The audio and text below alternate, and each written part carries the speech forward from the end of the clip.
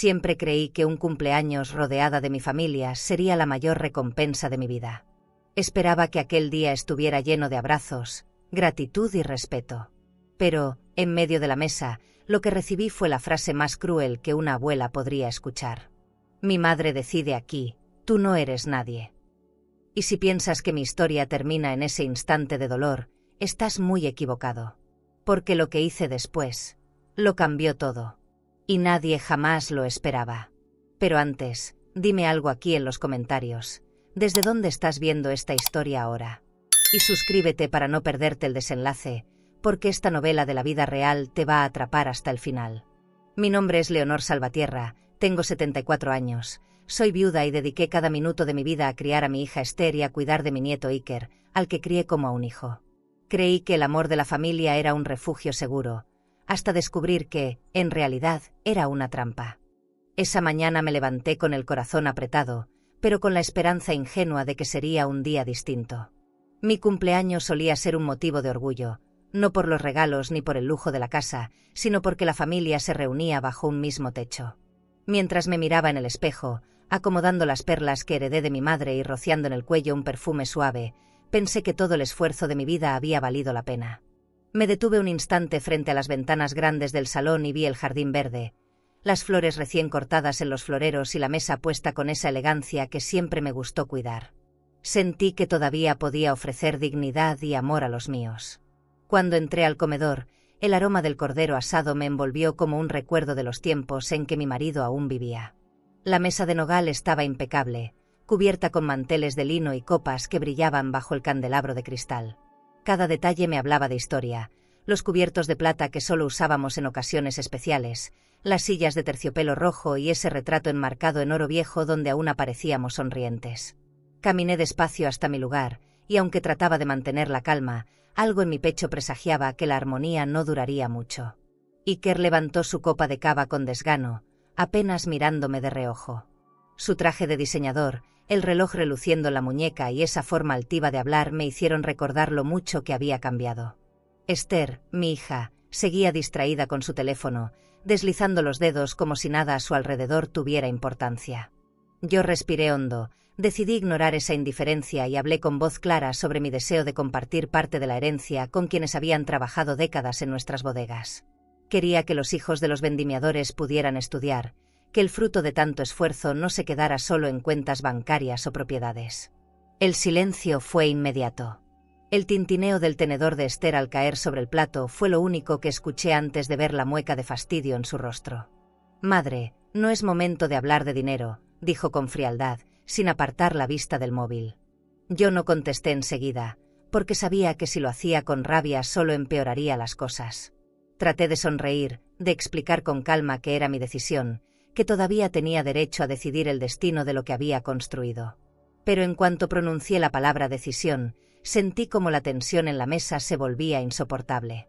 Iker se levantó de golpe, y el sonido de la silla raspando el suelo de mármol me heló la sangre. Su voz fue un golpe seco: «Mi madre decide aquí, tú no eres nadie». Me quedé helada. La frase me atravesó como un cuchillo. No era solo lo que decía, era la manera en que lo gritó, con el dedo señalándome y los ojos cargados de desprecio. Miré a Esther esperando que lo corrigiera, que pusiera un alto, pero ella solo bajó la cabeza y murmuró: «Ya lo escuchaste». La humillación me caló hasta los huesos. Yo no respondí con gritos. No lloré. Me limité a tomar la servilleta con cuidado y dejarla sobre la mesa como si ese gesto contuviera toda mi dignidad. Sentí que el piano de cola al fondo del salón me miraba en silencio, cómplice de mi derrota. El lujo de aquella mansión, con sus muros altos y su decoración perfecta, de pronto se transformó en una prisión de cristal. Me dolía la espalda, pero más me dolía el alma. Caminar hasta la puerta del comedor fue como arrastrar siglos enteros de sacrificio ignorado. En cada paso repasaba mi historia. Recordé las noches en que trabajé hasta tarde para pagar la hipoteca, las veces que retiré fondos de mis cuentas personales para cubrir caprichos de Esther, los viajes que nunca hice para que ellos pudieran viajar a destinos exóticos. Todo lo que di sin esperar nada más que respeto. Y ahora, frente a esa mirada de desprecio de mi nieto, entendí que me habían borrado sin siquiera darme un adiós. Esa jaula de mármol y cristal ya no era mi casa, Era su trampa. Cuando crucé la puerta, no volteé. Sabía que si lo hacía, la imagen de ellos celebrando mi silencio me desgarraría todavía más. Subí las escaleras lentamente, acariciando con los dedos la barandilla de madera que tantas veces lustré. Cada peldaño me pesaba como si cargara un costal lleno de recuerdos. Cerré la puerta de mi habitación y dejé que la soledad me abrazara. La risa distante de Iker bajaba desde el comedor, como si no hubiera pasado nada. Y ese sonido fue la confirmación de que ya no había vuelta atrás. Me senté frente al tocador, donde aún guardaba mis joyas más antiguas, y miré mi reflejo en el espejo ovalado. No era la mujer vencida que ellos creían, era alguien que había aprendido a callar por años y que ahora, en ese silencio, encontraba una fuerza inesperada.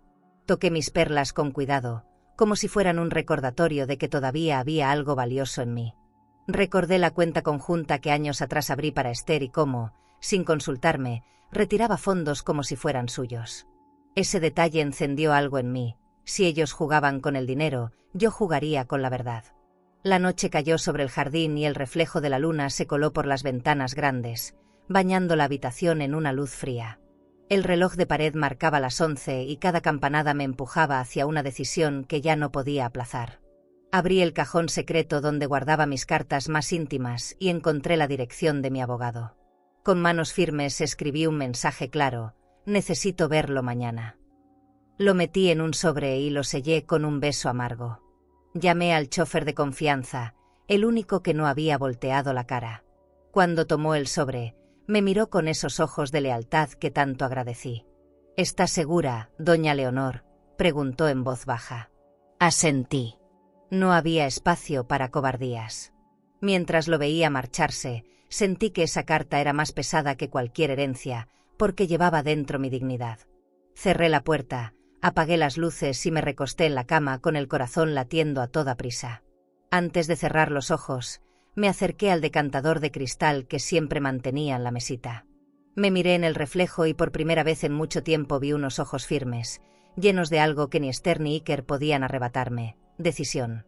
Esa misma noche, entre el silencio de la mansión y el eco del desprecio de los míos, supe que no volvería a ser la misma. El amanecer entró por las ventanas grandes con una claridad que me resultó insoportable. Pensé que despertar en mi propia casa me daría un poco de calma después de lo ocurrido la noche anterior, pero en cuanto abrí la puerta de mi habitación noté que algo había cambiado.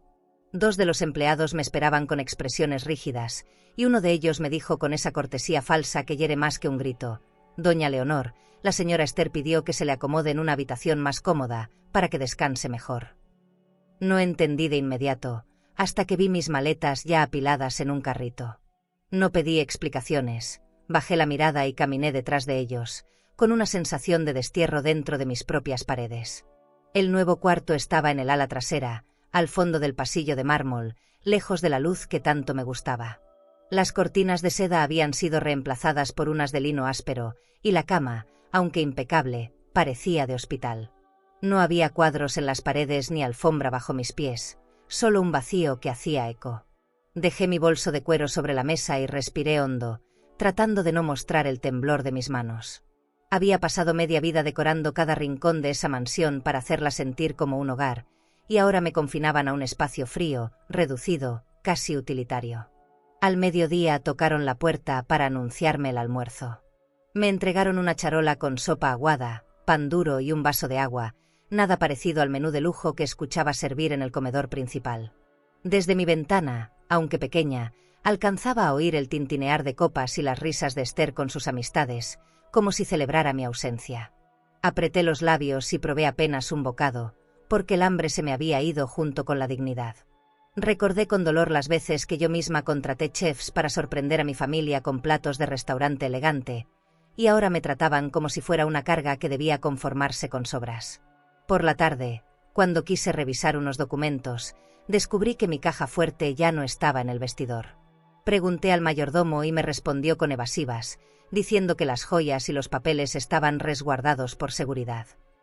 No insistí en ese momento, aunque por dentro ardía. Sabía que poco a poco me estaban despojando de todo lo que representaba autoridad. Mis cuentas bancarias, mis tarjetas de crédito, incluso mis recuerdos más preciados. Caminé por el pasillo de mármol contando los pasos, intentando que ese conteo me mantuviera en pie. Cada número era una forma de no gritar. Más tarde, me encontré con Esther en la sala principal. Llevaba un vestido de diseñador y en su mano colgaba un bolso nuevo de boutique. Su perfume intenso llenaba la habitación antes de que ella hablara. «Mamá, estás confundida, necesitas descansar. Por eso he bloqueado tus tarjetas y tomado control de la cuenta conjunta. No te preocupes, yo lo manejo mejor». Su tono era dulce, pero detrás había un filo que me cortaba en silencio. No pude evitar recordar cada vez que retiré fondos de mis ahorros para pagar su universidad, sus viajes con agencias de lujo, sus caprichos sin medida. Ahora me trataba como si fuera un estorbo. Guardé silencio. Me limité a sentir, como si estuviera cansada, aunque en realidad lo que estaba era más despierta que nunca. Esa humillación no me quebraba, me estaba forjando de nuevo. Subí a mi cuarto, abrí mi tocador y tomé un sobre. Con letra firme, escribí una carta para mi abogado, contándole lo que estaba ocurriendo y pidiéndole una reunión urgente. La decisión ya estaba tomada. No permitiría que mi nombre se borrara ni que mis bienes fueran manejados como botín. Mi dignidad no se medía en propiedades ni en dinero, pero no dejaría que me arrebataran lo que había construido con mi vida. Cuando llamé al chofer, noté que aún quedaba una chispa de lealtad en él. Me preguntó en voz baja: «¿A dónde, doña Leonor?». Le entregué el sobre y le pedí que lo llevara a la boutique legal en la Gran Vía donde trabajaba mi abogado de confianza. Su mirada fue un alivio en medio de tanta traición. Todavía había ojos que no me veían como un estorbo. «En cuanto lo entregue, le aviso», prometió. Le agradecí con un gesto, porque la voz me temblaba demasiado para responder. La tarde cayó lenta, con el cielo pintado de naranja detrás de las colinas de viñedos.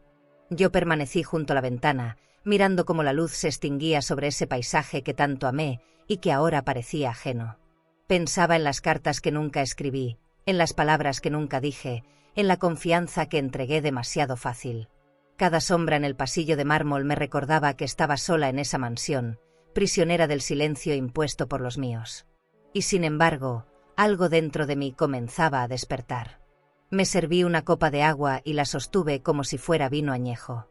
El cristal frío me devolvió mi propio reflejo, cansado pero firme. No era la primera vez que enfrentaba pruebas, aunque sí era la más dolorosa. Tomé aire y me prometí que ese pasillo de mármol no sería mi tumba emocional, sino el inicio de una batalla que nadie esperaba de mí. Afuera, los coches de lujo llegaban al pórtico, seguramente invitados de Esther, pero ya no me importaba. Ellos jugaban a exhibir poder, yo empezaba a recuperar el mío en silencio. Al llegar la noche, encendí la lámpara de mesa y me senté en la cama. Abrí un cuaderno viejo y escribí con letra clara: «Hoy comenzó mi destierro en mi propia casa». No lo escribí para llorar, sino para recordar. Tenía que dejar constancia de cada injusticia, de cada movimiento, de cada decisión que me quitaban sin consultarme.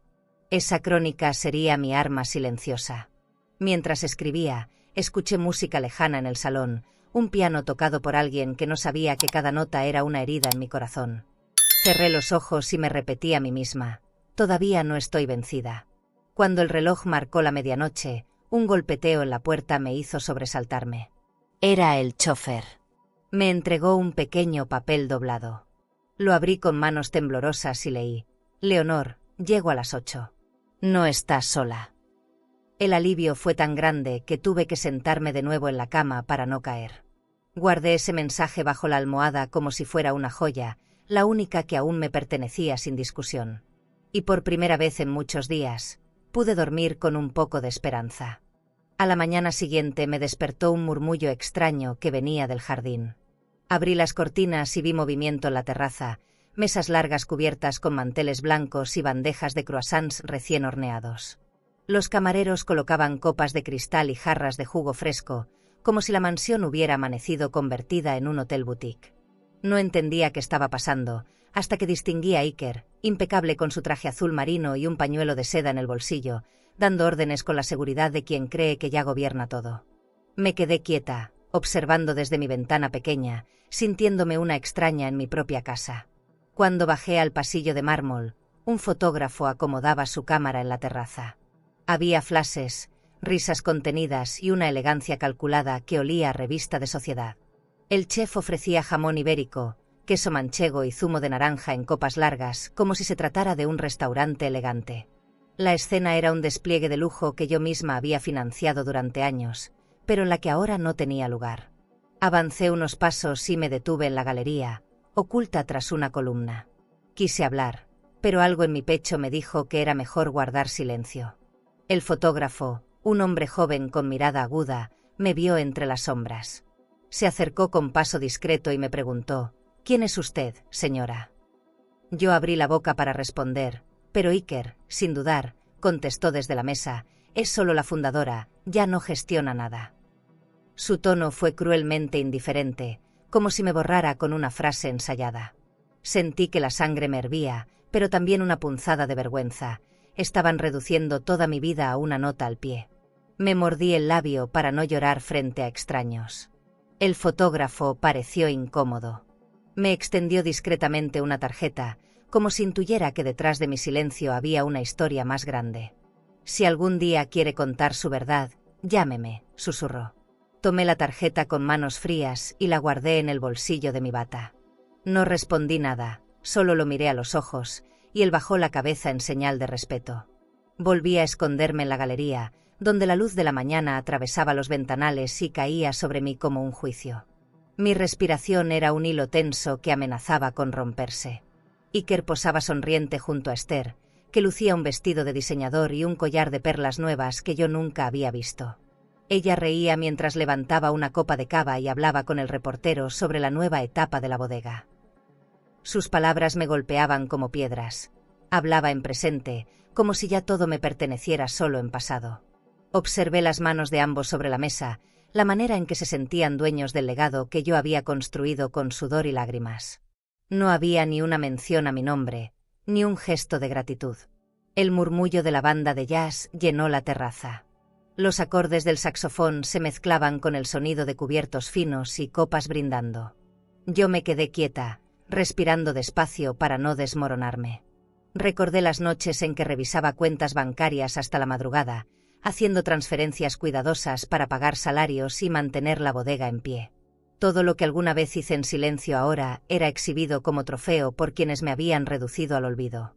Cerré los ojos y me dije: «No voy a desaparecer». Mientras observaba la escena, pensé en cómo el lujo podía ser tan engañoso. Todo brillaba, las copas, las sonrisas, los zapatos de charol. Pero en el fondo era un espectáculo vacío, sostenido con mi dinero y mi herencia. Yo conocía los números detrás de esa mesa, sabía cuánto costaba cada botella de vino, cada viaje que se presumía, cada tarjeta de crédito que ellos usaban sin medida. No era un banquete de celebración, era una mascarada financiada con mi silencio. En un instante me vi tentada a interrumpir la sesión, a levantar la voz frente a todos y recuperar mi lugar. Pero algo me detuvo. No quería que mi primera respuesta fuera un grito, quería que fuera un acto calculado. Así que me quedé en la galería, apretando la tarjeta del fotógrafo en el bolsillo, como si esa pequeña cartulina fuera la llave de una salida. La música seguía, las risas crecían, y yo aprendí a observar desde el exilio. Me retiré lentamente, subiendo de nuevo al pasillo de mármol. Cada paso resonaba como un eco de mi propia paciencia.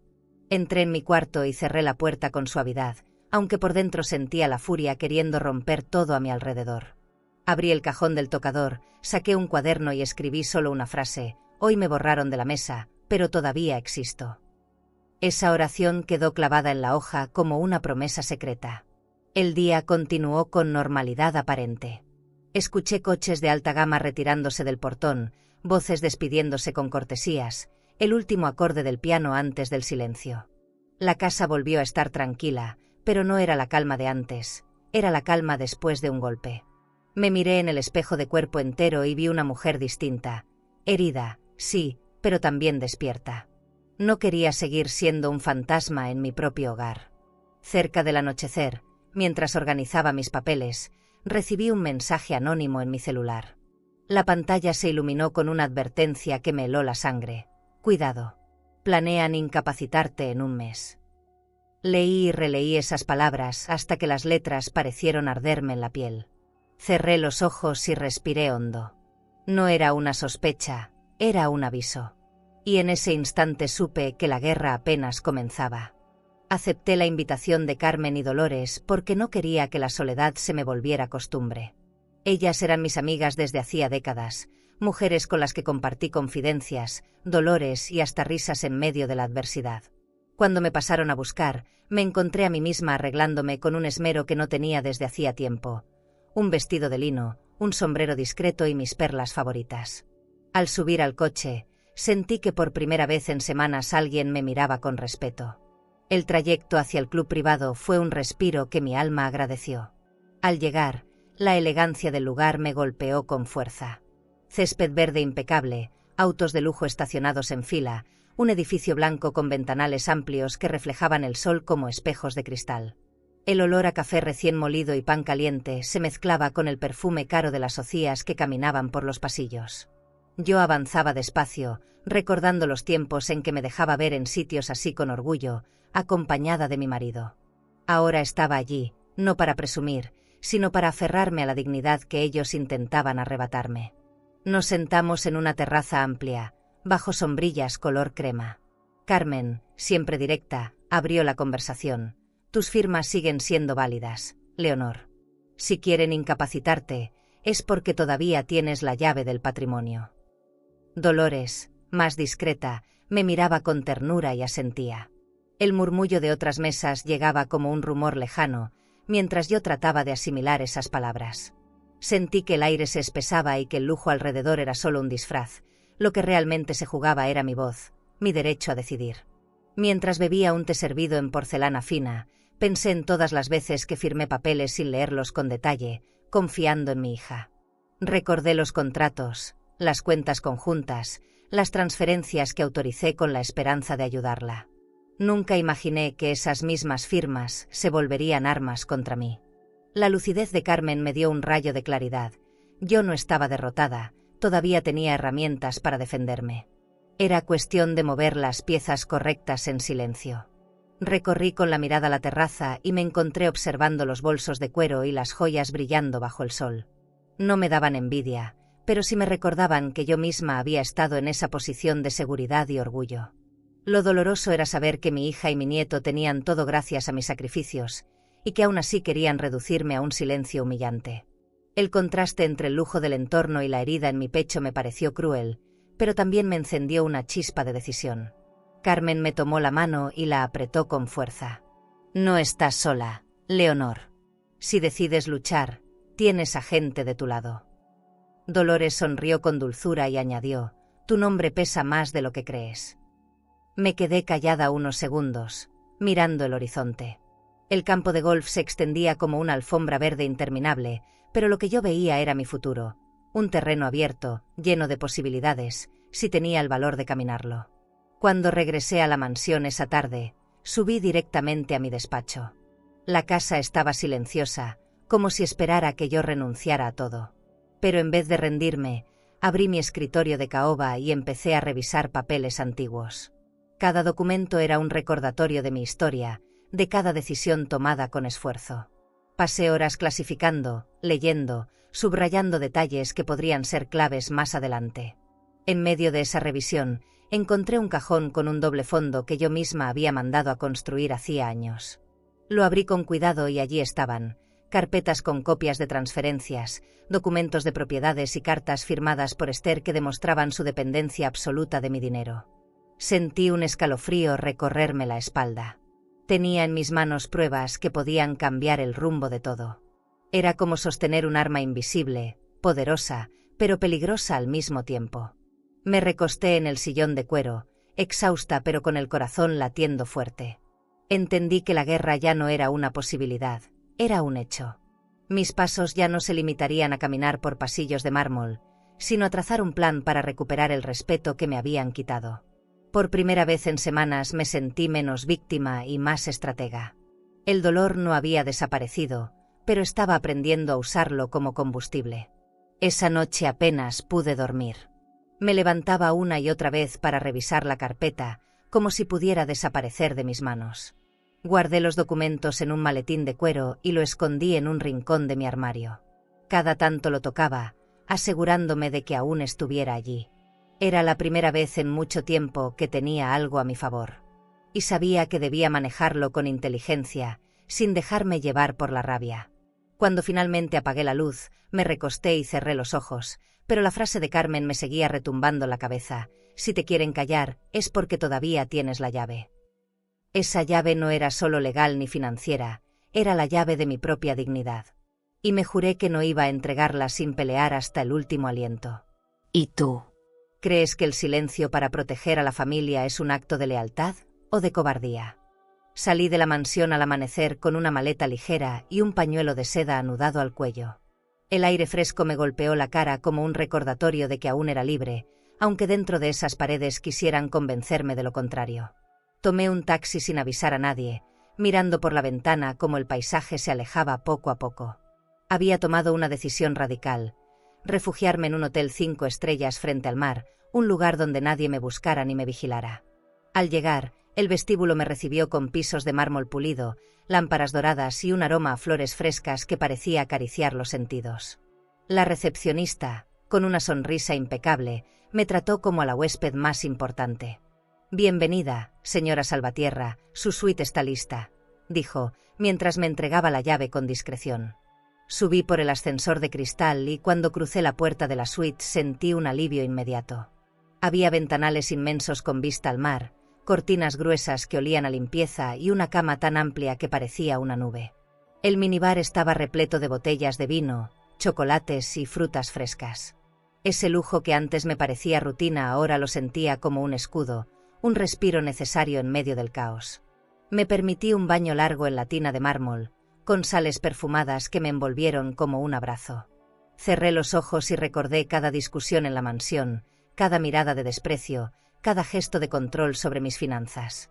El agua caliente disolvía un poco el nudo de la garganta, pero no borraba la certeza de que debía actuar. Sabía que no podía quedarme escondida mucho tiempo, que esa suite era solo un punto de partida para mi contraataque. Y aún así, por primera vez en semanas, me sentí en paz. Después del baño, pedí un té al servicio de habitaciones. Me lo trajeron en una bandeja de plata, con tazas de porcelana fina y una tetera humeante. Me senté frente a la ventana, con la brisa del mar colándose suavemente, y escribí en mi cuaderno una lista de acciones. Blindar el patrimonio, cancelar accesos, proteger la fundación, retirar fondos. Cada palabra era un golpe de martillo contra la jaula en la que intentaban encerrarme. No podía seguir pensando como víctima, debía empezar a moverme como estratega. A media mañana llegó mi abogado, acompañado de una notaria. Los recibí en el lounge del hotel, decorado con sillones de cuero y lámparas doradas que iluminaban cada rincón. Quiero que el fideicomiso quede intocable. Nada debe quedar bajo control de Esther ni de Iker, dije con voz firme. La notaria me miró con seriedad. ¿Estás segura de que quiere avanzar así? Habrá guerra, y ellos no se quedarán quietos. Sonreí con calma y respondí: prefiero la guerra a la humillación. Fue en ese instante que entendí que ya no tenía miedo. Los documentos se extendieron sobre la mesa.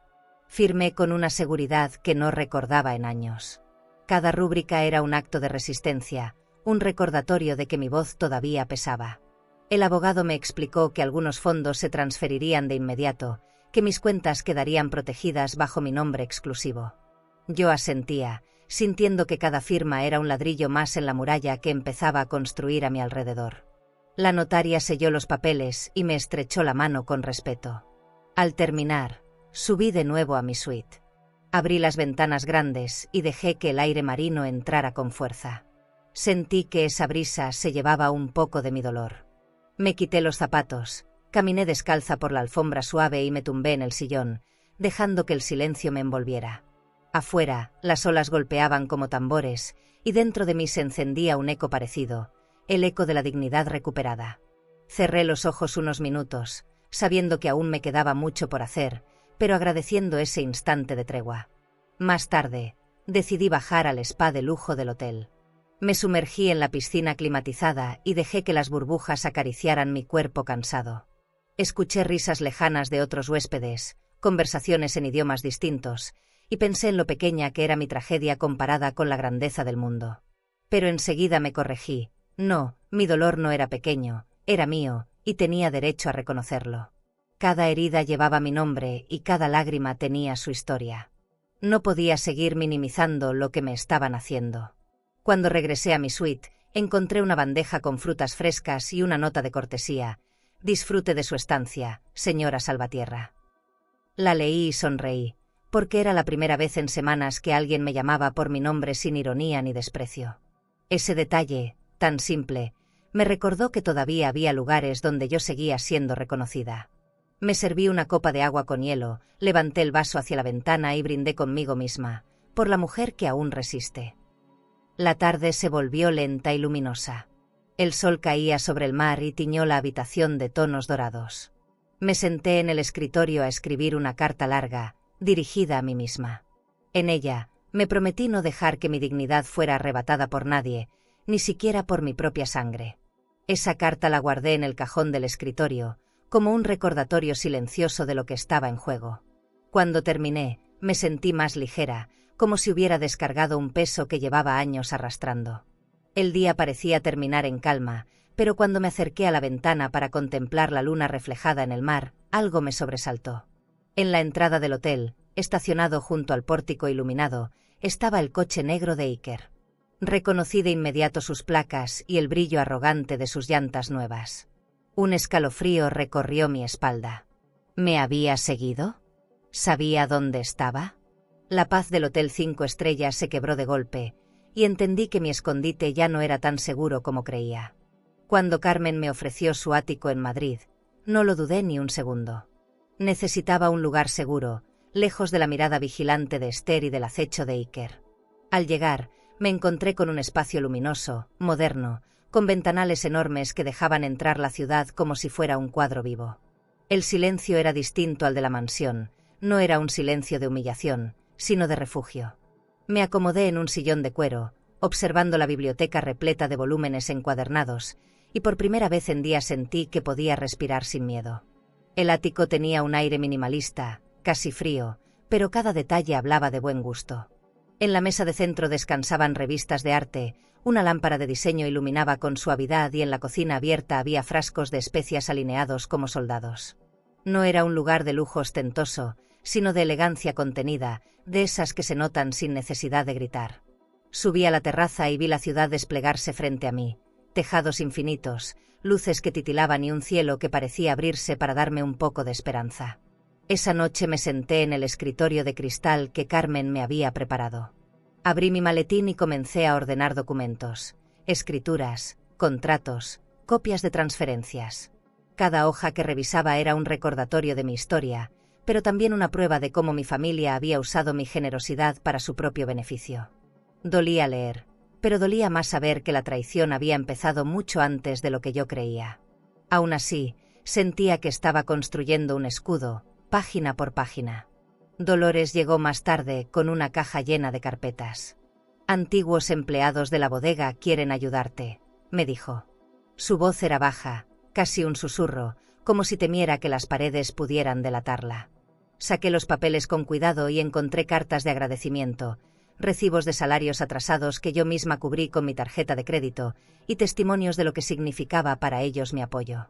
Cada firma en esas hojas me dio fuerza, como si todas esas personas me devolvieran un poco de lo que alguna vez entregué sin esperar nada. Carmen nos acompañó en la cocina. Partimos pan caliente, colocamos queso manchego en platos de porcelana y abrimos una botella de Rioja Gran Reserva que guardaba para ocasiones especiales. Al brindar, sentí que el vino bajaba como fuego lento, despertando algo en mi interior. «¿Tienes miedo?», preguntó Carmen. La miré con serenidad y respondí: «Tengo memoria». Las tres guardamos silencio, y ese silencio no fue incómodo, fue un pacto, un compromiso que nos unía más allá de la amistad. A medianoche me quedé sola en la terraza. El aire fresco acariciaba mi rostro y las luces de la ciudad parecían parpadear solo para mí. Miré hacia abajo y vi el tráfico como un río interminable de coches. Pensé en lo pequeño que era el lujo comparado con el dolor humano. Podía tener propiedades, dinero en el banco, joyas escondidas, pero nada de eso sustituía la ausencia de respeto. Ese pensamiento me dio claridad. No luchaba por mis bienes, luchaba por mi dignidad. De vuelta al escritorio, Acomodé los documentos en carpetas rojas y escribí en la portada de cada una: pruebas. Al hacerlo, recordé las veces que Esther me pedía firmar papeles apresurada, sin darme tiempo de leer. Yo lo hacía confiada, pensando que el amor de una hija era más seguro que cualquier notario. Qué ingenua había sido. Ahora, esas carpetas rojas eran mi nueva armadura. No tenía armas, pero tenía la verdad, y con eso bastaba. El reloj marcó la 1 de la madrugada cuando escuché un golpe en la puerta. Era mi abogado. Llevaba en la mano una carpeta gruesa y me la entregó sin decir palabra. La abrí con cuidado, y dentro encontré estados financieros, copias de transferencias y movimientos de cuentas sospechosos. Esther e Iker habían desviado dinero usando mi nombre. Sentí un escalofrío. Era la confirmación de todo lo que sospechaba, pero verlo escrito con sellos oficiales me heló la sangre. Me quedé mirando la carpeta como si pesara 1 tonelada. Era un tesoro y, al mismo tiempo, una amenaza. Si la usaba, podría recuperar todo lo que me habían arrebatado, pero también significaba declarar una guerra abierta contra mi propia sangre. Apoyé la frente sobre el escritorio de cristal, cerré los ojos y respiré profundo. No podía decidirlo en ese instante, pero sabía que tarde o temprano tendría que hacerlo. Carmen se acercó y me puso una mano en el hombro. «Si la abres de verdad, ya no hay vuelta atrás», dijo en voz baja. Yo la miré y no respondí. Guardé silencio, porque dentro de mí había un torbellino que no podía describir con palabras. Lo único que hice fue cerrar la carpeta y abrazarla contra mi pecho, como si en ese gesto estuviera resguardando no solo pruebas, sino mi propia vida. Esa noche no dormí. Me quedé sentada frente a los ventanales, viendo cómo la ciudad respiraba a lo lejos.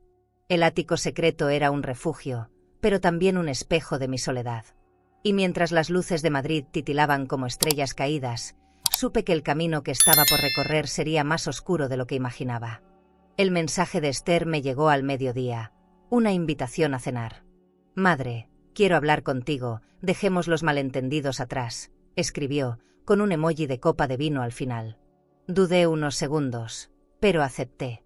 No por reconciliación, sino por curiosidad. Quería escuchar qué máscara usaría esta vez. El coche que envió me recogió al anochecer, un sedán negro de alta gama con chofer de guantes blancos. El trayecto fue silencioso, apenas interrumpido por el murmullo de la radio. Yo llevaba un vestido sobrio y un abrigo de lana, sabiendo que no estaba yendo a un reencuentro, sino a una trampa envuelta en terciopelo. El restaurante era un templo de elegancia. Una estrella Michelin brillaba en la entrada como garantía de perfección. Al cruzar la puerta me envolvió el aroma de mantequilla, trufas y pan recién horneado. Los muros decorados con arte contemporáneo, las lámparas colgando como joyas modernas, y los camareros moviéndose con precisión quirúrgica creaban un ambiente impecable. Esther ya me esperaba en la mesa, vestida de seda negra, con un bolso de diseñador a su lado y un perfume caro que impregnaba el aire. Sonrió apenas, con esa sonrisa calculada que nunca llega a los ojos. Nos saludamos con frialdad. El mantel de lino blanco estaba impecable, y sobre él descansaban copas Zalto que brillaban bajo la luz tenue. El sommelier nos ofreció vino tinto de una cava privada, y yo acepté solo para ganar tiempo. Mis manos permanecían serenas sobre la mesa, aunque por dentro sentía un temblor que no quería delatar. Esther comenzó a hablar de trivialidades, viajes, amigos del club privado, el éxito de Iker en la universidad. Yo la escuchaba sin interrumpir, esperando la verdadera razón de esa invitación. Finalmente bajó la voz y se inclinó hacia mí. «Madre, exageraste con todo lo que has hecho. Iker estaba nervioso, no quiso ofenderte. Es mejor que firmemos un poder y descanses de estos asuntos. Tú ya no necesitas preocuparte por propiedades ni cuentas bancarias. Deja que nosotros manejemos la herencia. Tú disfruta de tu vida en paz». Sus palabras eran dulces, pero en cada una había un veneno oculto. Me mordí la lengua para no responder con furia. En su discurso no había amor, solo cálculo. Tomé la copa con calma, la giré entre mis dedos y la llevé a los labios, aunque apenas probé el vino. «No», dije, con voz baja pero firme. Esther parpadeó sorprendida. «No voy a firmar nada, ni a entregar lo que me corresponde decidir». Sus labios se tensaron y su mirada perdió la máscara amable. Sentí que la atmósfera del restaurante, con todo su lujo, se volvía de pronto asfixiante. Era como estar atrapada en un escenario donde yo era el único personaje que no seguía el guión. El camarero nos trajo platos decorados como obras de arte, pequeñas porciones que parecían joyas sobre porcelana blanca. Esther los miró sin interés, demasiado ocupada en su estrategia. «Entonces no nos dejas opción», murmuró, casi sin mover los labios. Esa frase me atravesó como una daga. Supe en ese instante que el juego se volvía más peligroso. Miré alrededor, las parejas elegantes en otras mesas, los murmullos discretos, las risas contenidas. Nadie sospechaba que en esa mesa de lujo se estaba gestando una traición. Yo no reaccioné de inmediato. Dejé que el silencio hiciera su trabajo. Apoyé los codos suavemente sobre el mantel y sostuve la mirada de Esther sin pestañear. En ese instante, comprendí que no podía dejar pasar lo que acababa de escuchar. No se trataba solo de mí, sino de la impunidad con la que se creía dueña de todo. Saqué lentamente mi bolso de cuero, coloqué la mano dentro y palpé el pequeño grabador que había llevado conmigo. Mi respiración se hizo más lenta, como si el tiempo se hubiera detenido. Mientras Esther hablaba de hacer lo correcto y proteger el legado, yo apreté el botón que aseguraba la grabación de cada palabra. No planeaba usarlo esa noche, pero necesitaba esa prueba. Sabía que tarde o temprano su propia voz sería su condena. Tragué saliva y asentí con calma, como si aceptara su juego, cuando en realidad estaba armando el mío. La cena continuó entre silencios tensos. Los camareros retiraban platos y traían otros, ignorando la tormenta invisible que estallaba sobre esa mesa. Yo comía despacio, casi mecánicamente, mientras mi mente calculaba cada movimiento. Esther sonreía a ratos, convencida de que había sembrado miedo en mí. Pero por dentro, yo ya no era la mujer que temblaba en el pasillo de mármol, era alguien que empezaba a usar el silencio como arma. Cuando nos despedimos, lo hicimos con un beso en la mejilla, frío y vacío. Caminé hacia la salida con la cabeza erguida, sintiendo la mirada de Esther clavada en mi espalda. El chofer me abrió la puerta del coche y al entrar, acaricié con cuidado el grabador escondido en mi bolso. Nadie lo sabía, pero esa noche me llevaba conmigo la confesión más valiosa. No era un documento ni una cuenta bancaria, era su propia voz revelando sus intenciones. Mientras el coche avanzaba por las calles iluminadas de Madrid, apoyé la frente en la ventana y miré los reflejos de la ciudad desdibujarse con la velocidad. No sonreí, no lloré. Solo guardé silencio, porque entendí que lo inesperado no había sido la cena, sino mi propia frialdad. En un mundo donde me querían débil, yo había empezado a convertirme en memoria viva y prueba silenciosa. Esa noche me invitaron a una exposición benéfica en una galería de arte del centro. Dudé en asistir, pero algo dentro de mí me decía que debía dejarme ver, que mi silencio no podía ser eterno. Me vestí con un traje sobrio color marfil, me puse un collar de perlas antiguas y un abrigo ligero. Caminé hasta la entrada de la galería y me recibió un portero con guantes blancos, dándome paso a un espacio lleno de cuadros contemporáneos, esculturas de mármol y copas de champaña que circulaban en bandejas de plata. El ambiente olía a lujo discreto, a perfume caro y a conversaciones medidas. Me moví entre la gente con calma, observando las obras sin demasiada atención. Lo que buscaba no estaba colgado en las paredes, sino en la manera en que me miraban. Algunos se acercaban con sonrisas cordiales, recordándome con respeto, otros bajaban la vista, como si ya hubieran elegido de qué lado estaban. Yo saludaba con educación, consciente de que cada gesto era una declaración silenciosa. Sentía que mi presencia incomodaba a más de uno, como si mi sola existencia les recordara que la historia aún no estaba escrita del todo. En una esquina, una pianista tocaba notas suaves que llenaban el aire de elegancia. Me serví una copa y brindé sola, pensando en el contraste entre ese lujo y el vacío emocional de mi propia casa. Recordé las veces que financié donaciones silenciosas, las cuentas de banco que se vaciaban en transferencias a causas sociales que nunca presumí. Hoy, en cambio, era yo la que necesitaba ser rescatada de la indiferencia de quienes me debían todo. Y aún así, había algo en mí que se mantenía firme, mi dignidad seguía intacta. No pasó mucho tiempo antes de que Iker entrara en la galería. Llevaba un traje a medida, gemelos brillantes y el cabello perfectamente peinado. Se movía entre la gente con esa arrogancia aprendida, saludando a todos como si fuera un heredero legítimo. Cuando me vio, se acercó con paso seguro y sonrió, mostrando una seguridad que me heló la sangre. «Vuelve a casa, abuela. Te cuidaremos», me dijo, como si las palabras pudieran borrar lo que había hecho. Lo miré fijamente y respondí con calma: «Ya me cuido». Iker frunció el ceño, pero insistió: «Te estás haciendo daño, abuela. No tienes que luchar, nosotros podemos encargarnos de todo». Sentí que cada palabra era un intento de arrancarme lo poco que me quedaba. Apreté la copa entre mis dedos y contesté: «Me estoy haciendo justicia». En ese momento, vi cómo su sonrisa se desdibujaba y un destello de rabia cruzó por sus ojos. No dijo nada más, pero su silencio fue más claro que cualquier amenaza. Me giré y caminé hacia otra sala, donde las esculturas de mármol parecían observarlo todo. No podía dejar que su sombra me persiguiera. Caminé despacio, con la cabeza erguida, como quien sabe que todavía tiene cartas por jugar. La música del piano me acompañaba mientras trataba de recomponer mi respiración. Sentí que la rabia me temblaba en las manos, pero también que esa rabia se estaba convirtiendo en una fuerza distinta, una que no había sentido en años. En ese instante, un periodista se acercó a mí. Era el mismo que había notado mi silencio días atrás en la terraza de la mansión. «He oído cosas, señora Salvatierra», me dijo en voz baja. «¿Está lista para hablar?» Lo miré con atención, sorprendida de verlo allí, y en su mirada había algo distinto, no curiosidad morbosa, sino respeto genuino. Sentí un nudo en la garganta, porque esa pregunta me abría una puerta que aún no sabía si quería cruzar.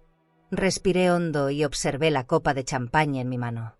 El cristal reflejaba las luces doradas del techo como si fueran estrellas atrapadas. No respondí enseguida. Guardé silencio, dejando que la pregunta flotara entre nosotros. El periodista no insistió, solo me entregó su tarjeta, con una discreción que agradecí. La guardé en el bolsillo de mi bolso de cuero, consciente de que ese pedazo de papel podía ser el inicio de algo más grande. El resto de la velada pasó lento, como si cada minuto pesara demasiado. Escuchaba risas, comentarios sobre arte y murmullos de negocios, pero todo me parecía un telón de fondo. Lo importante era lo que había sentido. Por primera vez alguien me pedía mi versión, no para juzgarme, sino para escucharme. Y esa posibilidad me encendía una chispa de valor que no esperaba encontrar en un salón lleno de gente elegante. Cuando decidí marcharme, crucé el vestíbulo con paso firme.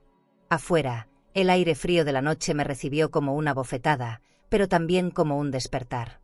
Guardé la tarjeta del periodista en un compartimento especial de mi bolso, sabiendo que tarde o temprano la usaría. El coche que me esperaba me pareció un refugio momentáneo, pero lo que realmente me daba seguridad era la certeza de que aún tenía voz, aunque hubieran intentado callarla. De regreso al ático de Carmen, miré por la ventanilla y vi las luces de la ciudad brillar como promesas incumplidas. Me pregunté si algún día tendría el valor de contar todo, de desnudar la traición sin miedo a las consecuencias. Cerré los ojos y me prometí que cuando llegara ese momento, lo haría con la frente en alto. El lujo de aquella noche no había sido el arte ni el champagne, había sido el recordatorio de que todavía tenía poder para decidir. ¿Y tú? Si un hijo te falta al respeto por dinero, ¿le darías otra oportunidad o le cerrarías la puerta para siempre? Dolores fue quien me habló del encuentro. Será en un yate de alquiler, discreto, nadie podrá sospechar, dijo con esa calma que siempre me transmite confianza.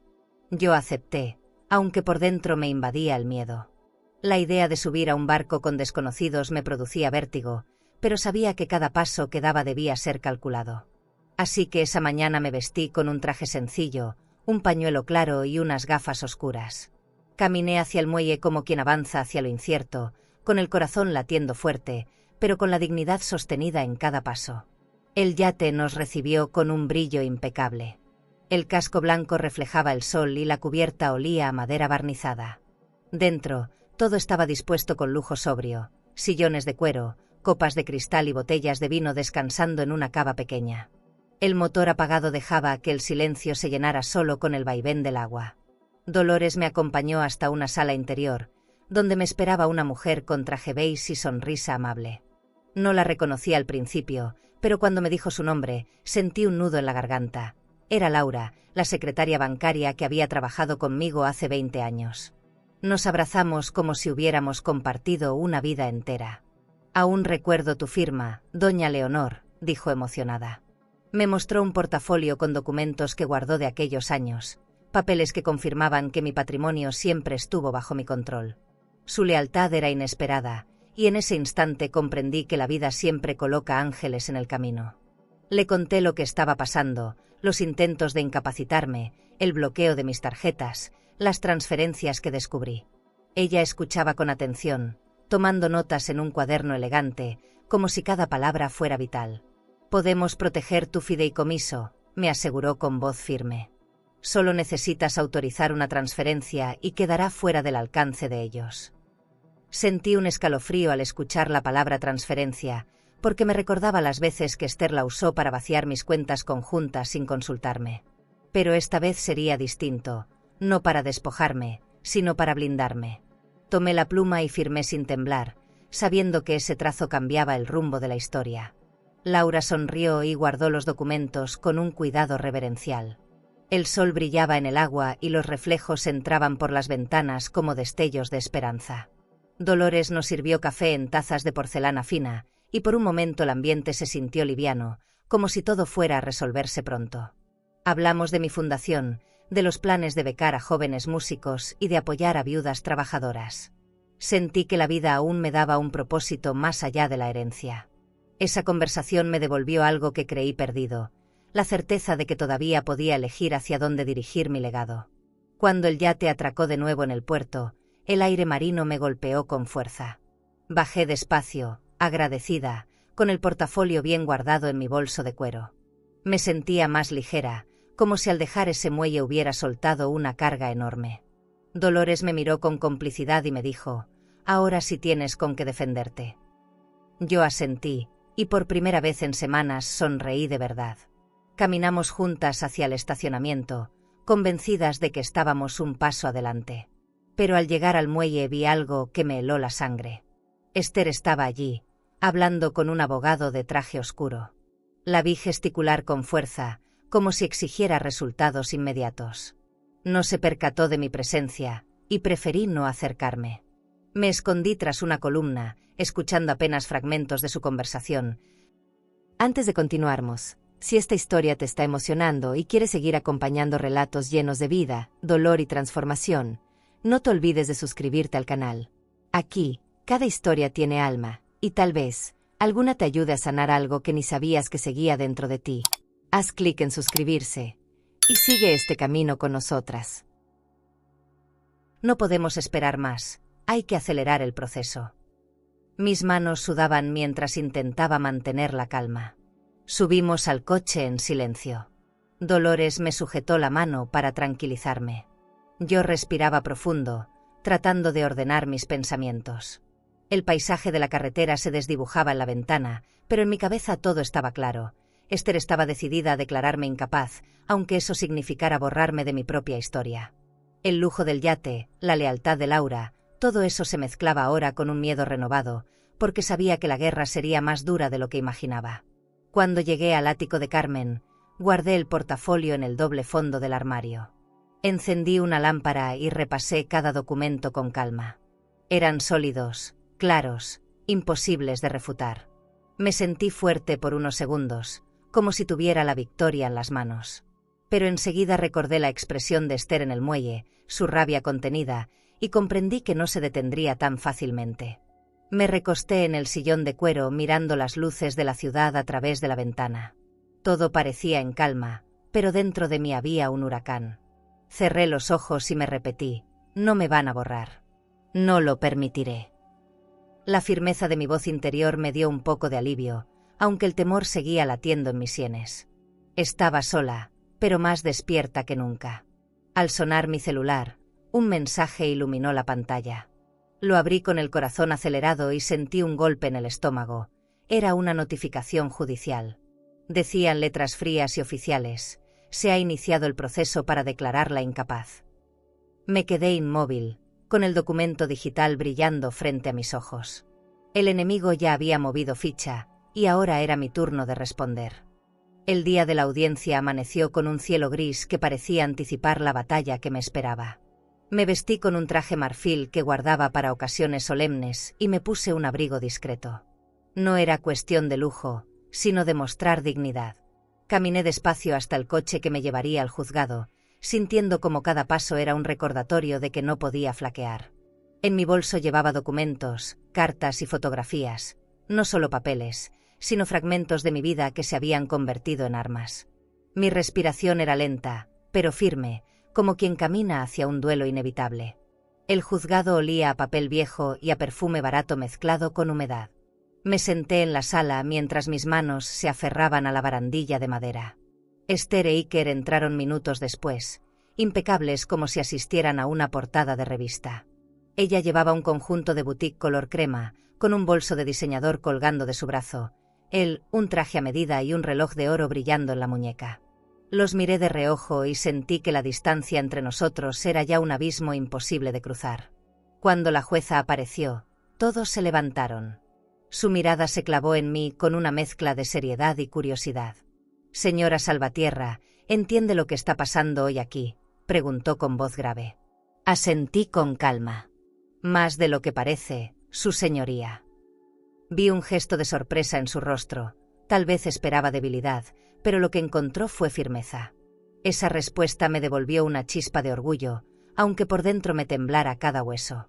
Mi abogado tomó la palabra. Presentó informes médicos que confirmaban mi lucidez, cartas de antiguos empleados agradeciéndome mi apoyo, fotografías de inauguraciones en la bodega donde yo misma hablaba en público con claridad. Mostró transferencias bancarias que yo había firmado para donaciones y pagos de nómina, pruebas de que aún manejaba mis finanzas sin errores. Cada documento era como una piedra en el muro que construíamos contra la mentira. Yo escuchaba en silencio, sintiendo cómo poco a poco recuperaba terreno. Esther intentó interrumpir, alegando que todo era manipulación. Su voz sonaba dulce, pero su mirada la traicionaba. Iker, a su lado, evitaba mirarme, jugando nervioso con sus gemelos de plata. Los vi inquietos, y dentro de mí algo se encendió, la certeza de que empezaban a sentirse acorralados. No era venganza lo que me movía, sino la necesidad de que la verdad saliera a la luz. Carmen subió al estrado como testigo. Su elegancia sencilla contrastaba con la ostentación de mi hija. Conozco a Leonor desde hace 40 años. Siempre fue clara, firme y generosa. Si hoy quiere donar parte de su herencia, es porque siempre lo hizo. No hay confusión en ella, hay coherencia. Sus palabras me atravesaron el pecho.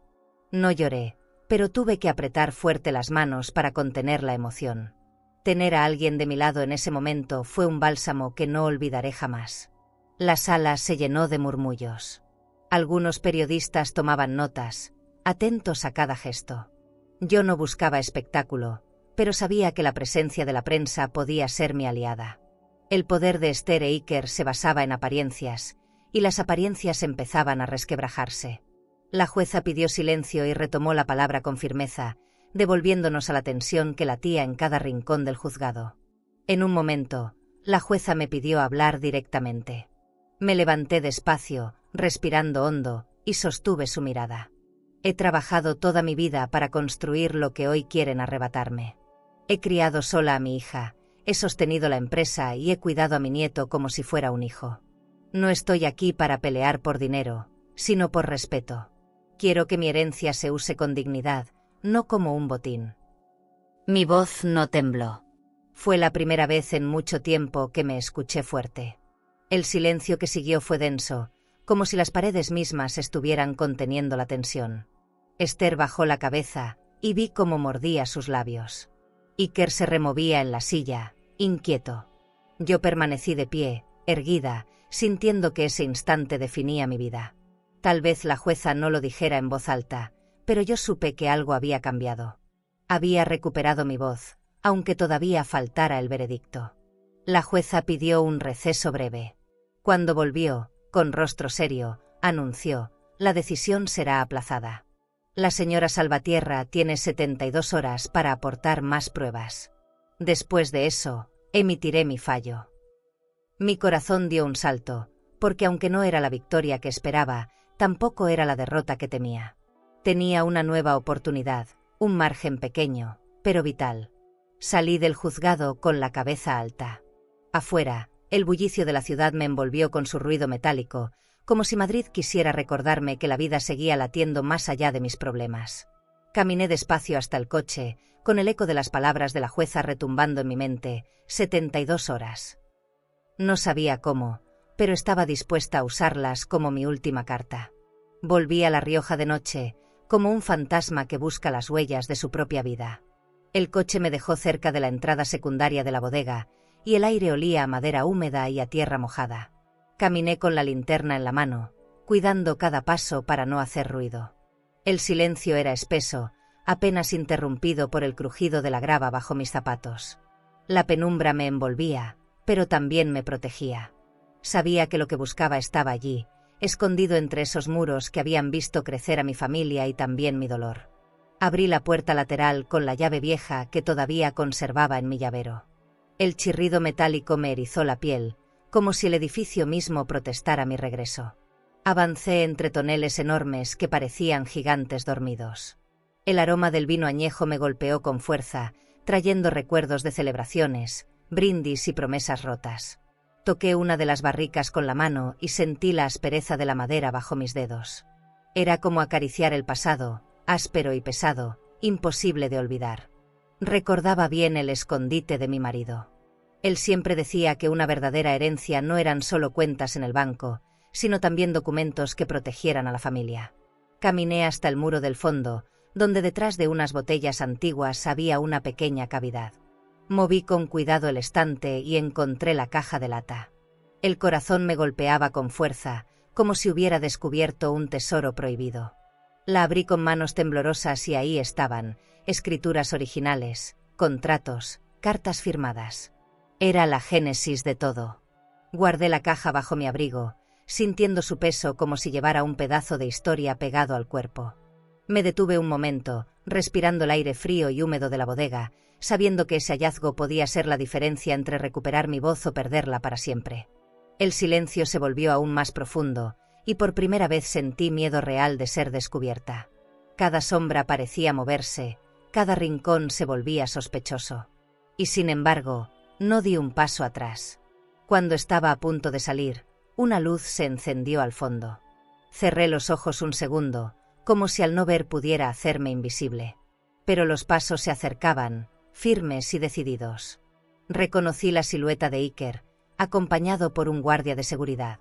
Su voz cortó el aire como un látigo. «Abuela, esto es allanamiento». Me quedé quieta, con la caja apretada contra mi pecho. Sentí que mi respiración podía delatarme, pero no aparté la mirada de la suya. «Esto no es allanamiento», respondí con un hilo de voz que luego creció en firmeza. «Esto es mi casa». El guardia dudó, mirando a Iker como si buscara instrucciones. Él frunció el ceño, con esa mezcla de rabia y nerviosismo que lo delataba cada vez que perdía el control. Avanzó un paso hacia mí, y en ese instante supe que había perdido la seguridad que mostraba frente a los demás. Esa bodega no era suya, ni nunca lo sería. La tensión se podía cortar con un cuchillo. Yo no solté la caja, aunque mis manos ardían de frío. Iker me observaba con una furia que intentaba ocultar bajo una sonrisa forzada. «Estás equivocada, abuela. Ya nada de esto te pertenece», dijo, tratando de sonar seguro. Pero su voz tembló apenas, lo suficiente para que yo entendiera que mis documentos eran más poderosos que sus amenazas. Di un paso atrás hacia la salida, sin dejar de mirarlo a los ojos. Antes de que pudiera detenerme, apagué la linterna y dejé que la oscuridad nos envolviera. El eco de mis pasos resonó en el pasillo mientras me alejaba con la caja bajo el brazo. Atrás quedaban las sombras y el olor a vino, pero delante de mí se abría una nueva batalla. Afuera, el aire frío de la madrugada me recibió como un golpe de realidad. Sabía que Iker no se detendría, pero yo tampoco. La guerra ya no era silenciosa, había comenzado en serio. Acepté la propuesta de mi abogado de hacer público lo que estaba ocurriendo. «El silencio ya no es opción», me dijo, y yo sabía que tenía razón. Así que reservamos un salón de cristal en un hotel clásico del centro de Madrid. Cuando llegué, el resplandor de las lámparas de araña iluminaba cada rincón, reflejándose en columnas de mármol y en alfombras gruesas que silenciaban los pasos. Había periodistas, fotógrafos y curiosos que buscaban una historia. Yo me senté al frente, con una carpeta de documentos sobre la mesa. Sentí que mi vida entera se reducía a esas hojas. Cuando tomé el micrófono, el murmullo se apagó. Mi voz salió más baja de lo que esperaba, pero clara. Hablé de las donaciones que hice durante años, de las cuentas bancarias que sostuvieron salarios y becas, de las propiedades levantadas con sacrificio. Conté cómo mi hija y mi nieto intentaron callarme, bloquear mis tarjetas, declararme incapaz. No había rabia en mi tono, había verdad. El salón entero parecía inclinarse hacia mí, como si cada palabra rompiera un muro invisible. Mostré documentos, cartas, fotografías. La prensa se inclinaba hacia adelante, apuntando cada detalle. Yo sabía que el dinero podía comprar lujo, ropa de diseñador, bolsos de cuero y cenas en restaurantes caros, pero no podía comprar dignidad. Esa era la única riqueza que me quedaba intacta, y estaba decidida a defenderla hasta el final. El silencio de la sala era pesado, pero en él encontré fuerza. Nadie me interrumpía. Nadie podía negarme lo que era mío, mi voz. De pronto, mi teléfono vibró sobre la mesa. Lo tomé y vi el nombre de Esther en la pantalla. Contesté por instinto, y su voz helada me atravesó. «Vas a arrepentirte de esto, madre». No respondí. Solo colgué y dejé el celular boca abajo, como si pesara una tonelada. El gesto arrancó murmullos en la sala, pero yo no expliqué nada. A veces, el silencio es la mejor respuesta. Regresé al micrófono y seguí hablando, más firme que antes. El periodista que había conocido en la galería me miró desde la primera fila. Sus ojos me animaban a continuar, y en ese instante supe que no estaba sola. Había personas que querían escuchar, que no me veían como una anciana débil, sino como alguien que aún podía luchar. Esa mirada me sostuvo cuando las dudas amenazaban con quebrarme. Respiré hondo y continué, porque sabía que mi historia tenía que salir a la luz, aunque costara caro. Al terminar, la sala estalló en preguntas. Contesté algunas, otras preferí dejarlas en el aire. No buscaba venganza, buscaba respeto. Cuando guardé los documentos en mi bolso de cuero, sentí que había dado un paso irreversible. Afuera, los flashes me cegaban, pero en el fondo me sentía más libre que nunca. Mi historia ya no estaba enterrada en pasillos de mármol, estaba en boca de todos. Subí al coche con mi abogado, exhausta pero aliviada. El silencio del vehículo fue un contraste brutal con el bullicio que había dejado atrás. Miré por la ventanilla y vi la ciudad extendiéndose como un tablero lleno de posibilidades. Sabía que la batalla no estaba ganada, pero la semilla ya estaba plantada. Nadie podría decir después que no lo intenté, que no levanté la voz cuando más lo necesitaba. De pronto, noté que un coche oscuro nos seguía.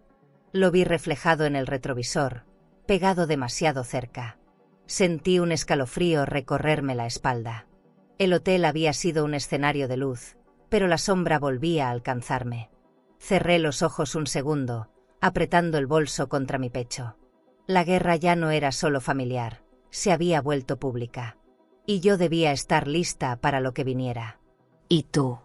¿Crees que la justicia dentro de la familia se construye con perdón, o poniendo límites firmes aunque duelan? Después de la rueda de prensa sentí que el cuerpo me pedía un respiro. Carmen insistió en llevarme a un spa de lujo en el mismo hotel donde me hospedaba. «Necesitas calma antes de la tormenta», me dijo. Entré en ese lugar envuelto en vapor perfumado, toallas blancas dobladas con precisión y música suave que parecía acariciar el alma. Me envolvieron en un albornoz y me guiaron hacia una piscina climatizada con luces tenues. El silencio se rompía solo con el burbujeo del agua, y ahí, sumergida hasta el cuello, sentí por primera vez que podía bajar la guardia. Cerré los ojos y vinieron a mi mente recuerdos lejanos. Me vi joven, revisando cuentas en el banco, asegurando cada transferencia para pagar la bodega, luchando sola cuando faltaba dinero y sobraban problemas. También recordé noches en las que retiraba fondos de mis ahorros para cubrir los caprichos de Esther. Todo eso me pesaba ahora como una cadena invisible. El agua caliente me relajaba los músculos, pero no conseguía borrar la amargura de tantos sacrificios nunca reconocidos. Carmen entró a la piscina con un sobre en la mano. Lo sostuvo en alto para no mojarlo y me lo entregó con seriedad. Son movimientos recientes de la tarjeta de crédito. Compras de lujo a nombre tuyo, pero realizadas por Iker. Viajes, relojes caros, restaurantes exclusivos. Sentí un golpe en el estómago. Abrí las hojas y vi mi firma falsificada, una burla cruel a mi confianza. El agua ya no me relajaba, era como si me quemara la piel. Cada línea en esos extractos era un recordatorio de que la traición no conocía límites. Dolores se unió minutos después, sentándose en una tumbona cercana. Ya no se trata de sospechas, Leonor. Tenemos pruebas. Puedes usarlas en el juzgado y todo cambiará. Guardé silencio, con los ojos fijos en el vapor que se elevaba frente a mí. Sentía rabia, pero también un extraño alivio. La verdad estaba saliendo a flote y no podían esconderla más. ¿Y si aún así no basta?, pregunté, con la voz quebrada. Nadie respondió. Solo el sonido del agua contestó por ellas. Decidí salir de la piscina. El mármol frío del suelo contrastaba con el calor de mi cuerpo. Me envolví en la toalla y caminé hacia el vestidor. Frente al espejo, me observé con detenimiento. La mujer reflejada no era débil. Tenía ojeras, sí, pero también una mirada que hablaba de resistencia. Apoyé las manos en el cristal y me dije en silencio, no voy a ceder. Era una promesa que me hizo recuperar el control que creía perdido. Más tarde, en la suite, extendimos todos los documentos sobre la mesa. Mi abogado los revisaba con rapidez, marcando con bolígrafo rojo los puntos clave. Esto es suficiente para hundir cualquier intento de incapacitación, aseguró. Yo lo escuchaba en silencio, sintiendo que la balanza empezaba a inclinarse a mi favor. La carpeta parecía pesar toneladas, pero ahora ya no era una carga, era mi escudo. Con cada página que firmaba, recuperaba un pedazo de mi poder. Cuando el abogado se fue, me quedé sola. Caminé hasta el balcón de la suite, mirando el mar iluminado por la luna. El aire fresco me llenó los pulmones, y por un instante sentí que podía volver a respirar sin miedo. Pero la paz duró poco. Mi celular vibró con una notificación. Habían cambiado la cerradura de mi mansión. Mi propia casa, la que construí con mi vida, ahora me estaba negada. El teléfono casi se me cayó de las manos. Me senté en la cama, con la pantalla brillando frente a mis ojos. Era la confirmación de que ya no tenía regreso posible, que mi familia había decidido expulsarme por completo. Cerré el puño con fuerza y sentí un ardor recorrerme las venas. Podían cambiar cerraduras, podían vaciar cuentas, podían usar mi nombre en vano, pero no podían quitarme la decisión de seguir luchando. Y esa noche, en el spa y en la suite, entendí que la verdadera batalla apenas comenzaba. Esa tarde subí sola a la terraza del ático de Carmen. La ciudad se extendía bajo mis pies como un tapiz de luces infinitas, y el aire fresco llevaba consigo un murmullo lejano de coches y campanas. Coloqué sobre la mesa de hierro forjado un fajo de documentos que había revisado toda la mañana. Eran el corazón de mi patrimonio, cuentas, propiedades, escrituras. Los observé en silencio, sintiendo que no eran papeles, sino pedazos de mi vida comprimidos en hojas. Decidir qué hacer con ellos era decidir quién era yo en realidad. Me serví una copa de vino tinto y la sostuve contra la luz, viendo cómo el cristal reflejaba tonos oscuros que parecían espejos de mi memoria. Dolores se sentó frente a mí con calma y Carmen trajo un plato de queso manchego y pan caliente. Aquella sencillez contrastaba con los recuerdos de cenas lujosas en la mansión, donde el mármol y los candelabros escondían la frialdad de los gestos. Aquí no había manteles de lino ni bolsos de diseñador sobre la mesa. Solo amistad genuina y un aire de honestidad que se respiraba como un alivio. Tomé la pluma y firmé los papeles que entregaban toda mi herencia a la fundación. Becas, hogares, apoyo a viudas. Mi dinero tendría destino, pero no bajo las manos equivocadas. Con cada rúbrica sentía un peso menos en el pecho. No es venganza, es destino, dije con voz baja. Carmen me miró con ternura y respondió, es justicia. Dolores apretó mi mano y susurró, es libertad. Esa tríada de palabras me envolvió como un abrigo invisible, más cálido que cualquier joya que hubiera usado. El viento nocturno movía las cortinas del ventanal y traía consigo el olor de la ciudad. Miré mis manos arrugadas y pensé en todo lo que habían construido, desde una bodega que empezó pequeña hasta una fortuna que ahora valía millones. Lo irónico era que no sentía orgullo por el dinero, sino por el simple hecho de seguir en pie. Había sobrevivido al abandono y a la humillación, y ahora me estaba reinventando frente a mis propios ojos. Era un renacer silencioso, pero poderoso. Las luces de la ciudad parpadeaban como si fueran estrellas caídas al suelo. Bebí un sorbo de vino y sentí como el calor bajaba lento por mi garganta. Recordé a Esther vestida de seda, a Iker con sus relojes caros, a todos esos símbolos de lujo vacío que tanto habían ansiado. Nada de eso me importaba ya. Ellos podían seguir aferrados a lo superficial. Yo estaba eligiendo construir algo que los trascendiera. No era un acto de poder, era un acto de redención personal. Guardé los documentos en una carpeta y la cerré con un clic que sonó definitivo. El eco de ese gesto me atravesó el cuerpo. Era como cerrar una etapa entera, aunque supiera que la batalla legal aún estaba en curso.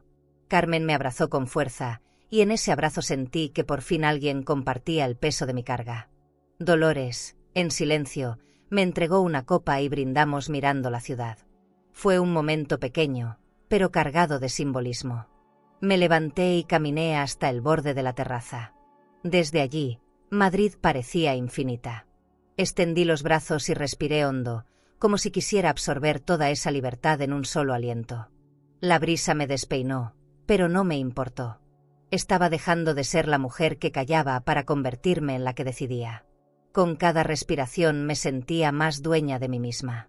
Era un triunfo íntimo, pero tan valioso como cualquier victoria pública. Al regresar a la mesa, mi celular vibró con una notificación. Lo tomé con calma, esperando un mensaje trivial, pero lo que vi me heló la sangre. La jueza había fijado la audiencia final para la mañana siguiente. El aire se volvió más denso de golpe, y el vino dejó de saber dulce. Cerré los ojos y sostuve el teléfono con fuerza. Había tomado mi decisión, pero ahora debía enfrentar su consecuencia más dura. El reloj de arena se había dado vuelta, y el tiempo corría en mi contra. La mañana de la audiencia final amaneció fría, con un cielo gris que parecía pesar sobre mis hombros. Me vestí con un traje azul tinta que había guardado para ocasiones solemnes. No era ostentoso, pero irradiaba dignidad. Caminé por el pasillo del hotel con los documentos en un maletín de cuero, cada hoja marcada con la tinta de mi resistencia. Afuera me esperaba el coche que me llevaría al juzgado, y al subir, sentí que mis manos temblaban un poco. Respiré hondo y me dije, hoy no soy víctima, hoy soy voz. El vestíbulo del juzgado estaba abarrotado de periodistas. Flashes, murmullos, grabadoras extendidas. Caminé entre ellos con la cabeza erguida, como si la elegancia de ese momento fuera mi única armadura. Vi a Esther llegar en un conjunto crema de boutique, con un bolso de diseñador brillando bajo la luz artificial. Iker, a su lado, llevaba un traje a medida y ese perfume caro que siempre me recordaba más a soberbia que a estilo. Se veían como una portada de revista, pero detrás de esa imagen sabía que había miedo. Entramos en la sala y el aire se volvió espeso. Mi abogado abrió la carpeta y presentó pruebas una tras otra, transferencias bancarias sospechosas, bloqueos de mis cuentas, cartas que mostraban mi voluntad clara. Cuando reprodujo el audio grabado en el restaurante Michelin, un silencio absoluto inundó la sala. La voz de Esther quedó flotando en el aire. Entonces no nos dejas opción. Ella intentó fingir calma, pero la palidez de su rostro la delataba. Iker bajó la mirada, incapaz de sostenerla. Yo me mantuve firme, observando cada gesto. No necesitaba decir nada. Los documentos y sus propias palabras hablaban por mí. Recordé todas las veces que ellos me hicieron sentir pequeña, incapaz, inútil. Esa mañana todo ese dolor se transformaba en fuerza. Sentía que cada hoja mostrada en la sala era una victoria silenciosa que me devolvía lo que me habían arrebatado. Respeto. La jueza escuchaba en silencio, anotando con precisión. En un momento me pidieron declarar. Caminé hasta el estrado con pasos lentos, pero seguros. No estoy aquí por dinero, dije, con voz clara. Estoy aquí porque no voy a permitir que mi dignidad sea pisoteada por nadie, ni siquiera por mi propia familia. La sala quedó en silencio, y sentí el peso de cada mirada sobre mí. No bajé los ojos ni un segundo. Esa fue la primera vez en mucho tiempo que me sentí completamente libre. Esther intentó contraatacar, hablando de mi confusión y de mi edad. Pero cada palabra suya era más débil que la anterior. Iker, a su lado, parecía un niño perdido. Vi en él el mismo gesto que tenía cuando era pequeño y mentía para evitar un castigo. Era doloroso reconocerlo, pero ya no era mi nieto inocente, era un hombre cegado por la ambición. Me dolió más que cualquier documento en mi contra. La jueza pidió silencio y comenzó a leer su veredicto. Sus palabras caían como martillazos. La señora Salvatierra mantiene plena capacidad legal. Se rechaza la solicitud de incapacitación. Un murmullo recorrió la sala. Yo cerré los ojos un segundo, conteniendo las lágrimas. Pero lo más fuerte vino después. Ordenó abrir una investigación por fraude y manipulación financiera contra Esther e Iker. Sus rostros se congelaron, y en ese instante supe que la balanza había cambiado para siempre. Al salir de la sala, el vestíbulo estaba más lleno que nunca. Los flashes me cegaban, pero yo no agaché la cabeza. Caminé recta, con el maletín en la mano y el corazón latiendo fuerte. La victoria no era solo legal, era moral. Había recuperado mi voz frente a quienes intentaron silenciarme. Y mientras cruzaba esas puertas pesadas, entendí que el lujo más grande de mi vida no eran las propiedades ni el dinero, era la libertad de caminar con dignidad intacta. Esa misma noche, mientras yo intentaba descansar, mi teléfono se llenó de notificaciones. Fotografías de la mansión circulaban en redes sociales, una cena de etiqueta organizada por Esther. Candelabros encendidos, piano de cola sonando en el salón, invitados con copas de cristal en la mano. Era una puesta en escena perfecta, un intento desesperado de mantener el lujo de una corona que ya no les pertenecía. Miré cada imagen con un dolor extraño, mezcla de nostalgia y alivio. Esa ya no era mi vida, ni quería que lo fuera. Mientras tanto, en el pueblo, mi fundación celebraba su primera reunión en la plaza. No había alfombras rojas ni vestidos de diseñador, pero sí mesas largas con pan caliente, vino sencillo y música popular. Los vecinos reían, los niños corrían alrededor de las sillas, y las mujeres mayores me abrazaban como si me devolvieran un hogar perdido. Aquella escena humilde me hizo comprender que el verdadero poder no está en cuentas bancarias ni en propiedades, sino en la gratitud de la gente. Recibí una carta esa misma tarde. Era de Iker. El sobre estaba arrugado, como si hubiera dudado 1000 veces antes de enviarlo. La abrí con manos temblorosas y leí: «Perdón, abuela. Me perdí. No merezco nada, pero tenía que decírtelo». Las lágrimas me nublaron la vista. Lo imaginé escribiendo esas palabras sin traje caro ni relojes brillantes, sino como el niño que alguna vez confió en mis brazos.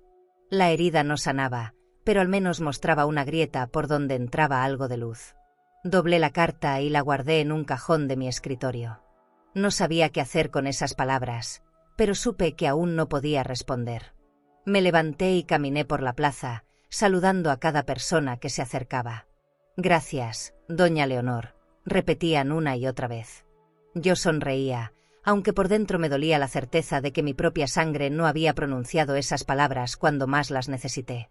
Sin embargo, la vida me estaba mostrando otra familia, tejida con respeto y cariño. Dolores se acercó y me puso una copa de vino en la mano. «Mira a tu alrededor, Leonor. Esto es tuyo.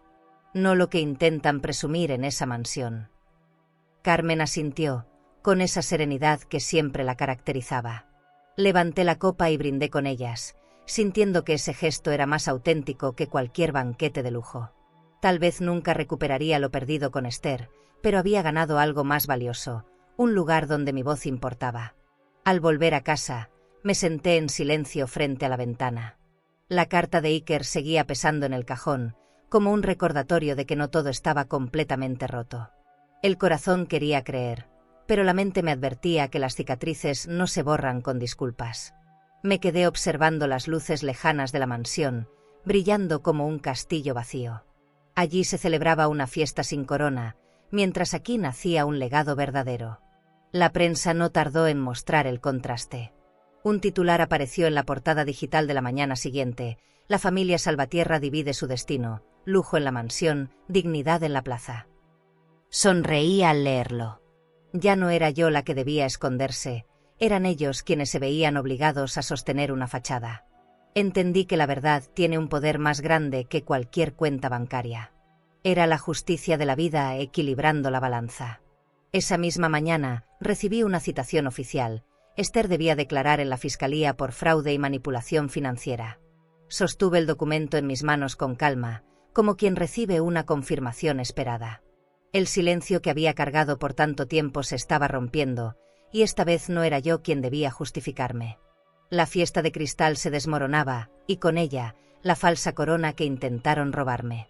El amanecer en los viñedos me encontró de pie, mirando cómo el sol acariciaba los racimos como si fueran joyas colgando de la tierra. El aire olía a esperanza, a futuro, a vino nuevo. Me vestí con un atuendo blanco sencillo, sin adornos, y caminé hacia la explanada donde habíamos preparado un pequeño escenario. Allí me esperaban vecinos, antiguos trabajadores de la bodega, periodistas y estudiantes becados. La prensa desplegaba sus cámaras, pero yo no buscaba espectáculo, buscaba verdad. Sobre una mesa de piedra coloqué un decantador de cristal. Dentro de él, el vino brillaba como un espejo líquido. A mi lado estaban Carmen y Dolores, sosteniéndome con su presencia silenciosa. Tomé el micrófono y hablé con calma. Hoy nace la Fundación Leonor Salvatierra. 12 millones de euros destinados a becas, hogares y proyectos que dignifican la vida. No para un apellido, sino para quienes trabajan con sus manos y sueñan con un futuro mejor. Mi voz, por primera vez, no tembló. Miré hacia el fondo y lo vi. Iker estaba allí, sin traje caro ni gemelos brillantes, solo una camisa arrugada y los ojos rojos de cansancio. Se acercó despacio, como quien camina sobre cristales rotos. «No merezco nada, abuela», dijo, con un hilo de voz. Lo miré con el corazón encogido, recordando al niño que alguna vez se dormía en mis brazos. Respondí con firmeza: «Lo que mereces tendrás que construirlo con tus propias manos». Sus ojos se llenaron de lágrimas, pero no insistió. Esther no apareció. Su ausencia fue más elocuente que cualquier palabra. Sabía que estaba ocupada en despachos, enfrentando las consecuencias de su ambición. Yo no sentí triunfo, sentí vacío. La traición de una hija nunca se borra del todo, aunque la justicia haga su trabajo. Pero aquel día comprendí que no podía seguir viviendo en ese dolor. Tenía que soltar el peso para poder caminar. La música de un piano llenó la plaza. Un joven becado por la fundación tocaba con una pasión que erizaba la piel. El sonido se mezclaba con las risas de los niños y el murmullo de la gente. Ese era mi verdadero legado, no los mármoles fríos ni los bolsos de diseñador. Era la posibilidad de abrir caminos donde antes solo había puertas cerradas. Levanté la copa de vino hacia el cielo y brindé con todos ellos. El sol se reflejó en el decantador y el destello iluminó mi rostro. Fue entonces cuando tomé una decisión que llevaba semanas gestándose. Saqué del bolsillo una llave antigua, la misma de la mansión que alguna vez creí eterna. La sostuve en alto, dejé que todos la vieran, y sin temblar, la dejé caer dentro del decantador.